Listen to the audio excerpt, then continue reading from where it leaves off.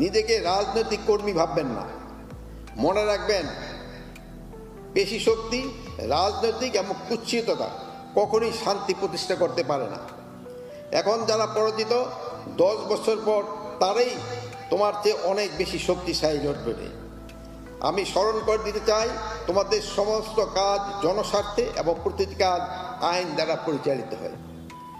আপনাদের আমি বলছি যে আপনারা কিন্তু রাজনৈতিক দলের থেকে একটু দূরে থাকবেন।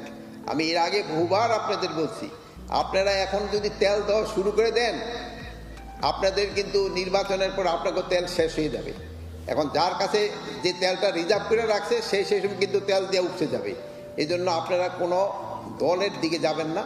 আপনারা একেবারে জনগণের যে আশা আকাঙ্ক্ষা, এটা পুলিশের ঐতিহ্য ফিরে পাবে।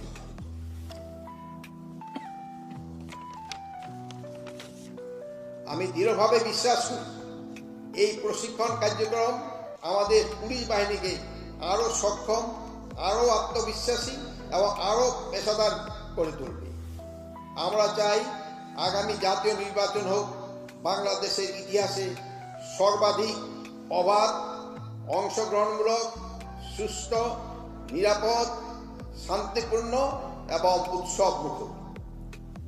আর সেই সফলতার অন্যতম প্রধান নিয়ামক হবে বাংলাদেশ পুলিশের দক্ষতা, নিরপেক্ষতা এবং পেশাদারিত্ব।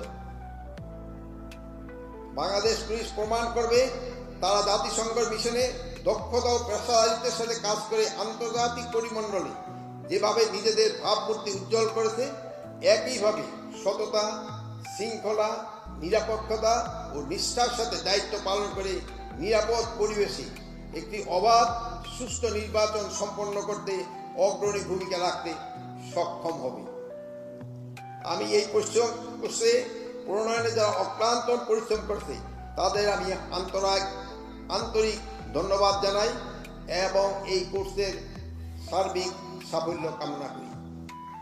সবাইকে ধন্যবাদ। আল্লাহ হাফেজ।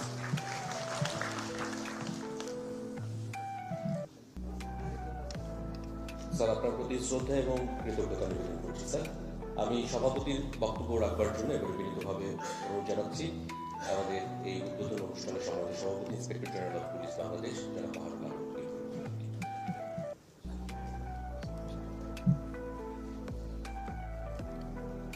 আসসালামু আলাইকুম। মাননীয় উপদেষ্টা স্বরাষ্ট্র মন্ত্রণালয় লেফটেন্যান্ট জেনারেল মোহাম্মদ জাহাঙ্গীর আলম চৌধুরী, মাননীয় প্রধান উপদেষ্টার বিশেষ সহকারী জনাব মোহাম্মদ খোদাবক্শ চৌধুরী, সম্মানিত সিনিয়র সচিব জনাব নাসিমুল গনি, স্বরাষ্ট্র মন্ত্রণালয়,